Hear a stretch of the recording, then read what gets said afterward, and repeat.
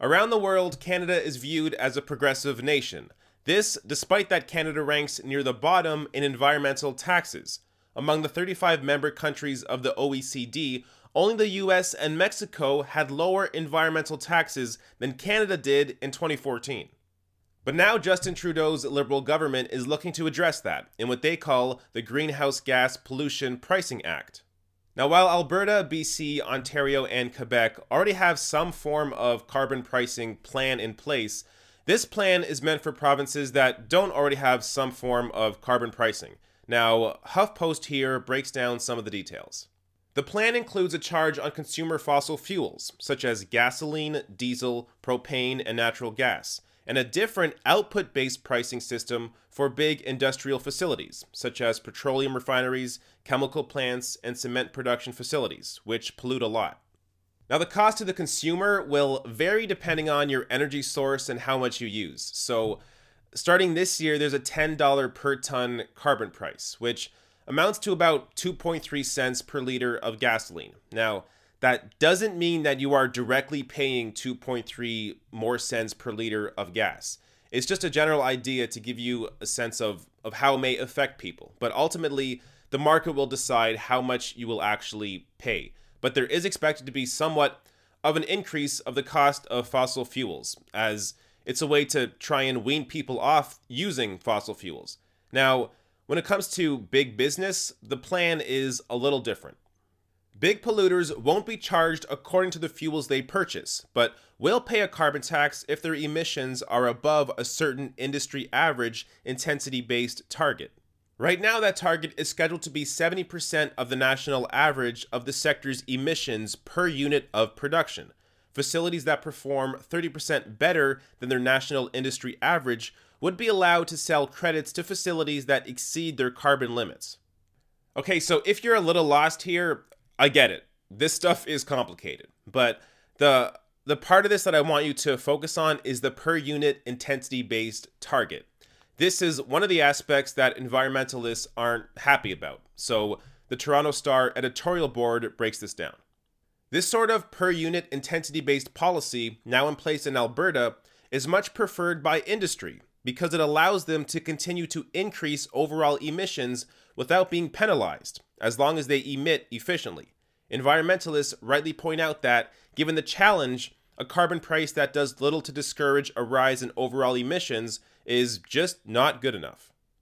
So because these industries that pollute have a hold on our government, both provincially and federally, it's undermining something as simple and fundamental as the measurement used when putting a price on carbon.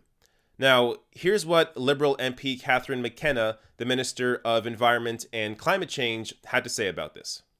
Canadians know pollution isn't free, and last year we saw that extreme weather events are costing us billions of dollars, trillions if you look at what is happening around the world.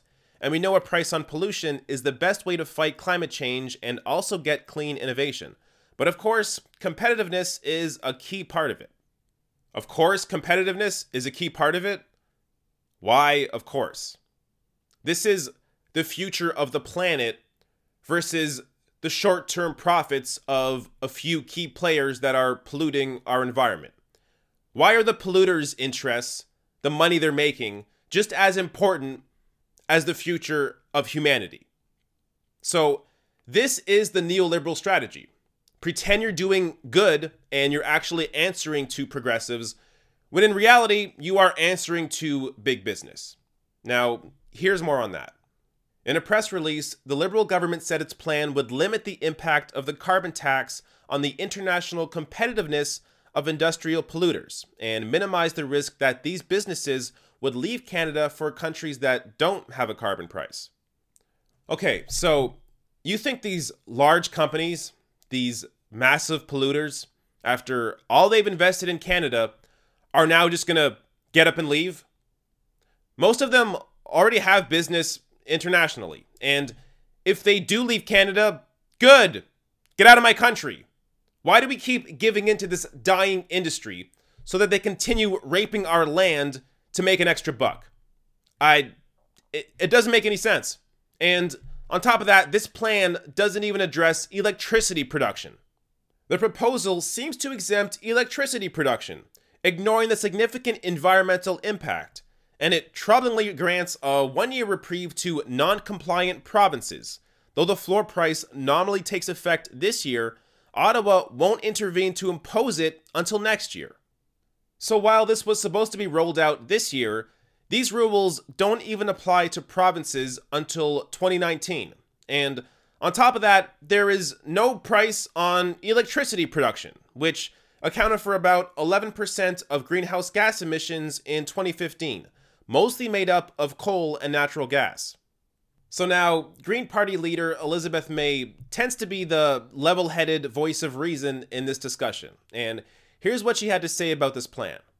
"I can't believe it. I'm horrified. We have a very, very rapidly closing window on making it through the climate crisis with an intact human civilization, which is to say functioning nation states, and avoiding the deaths of millions. The Liberals' plan is a failure of leadership."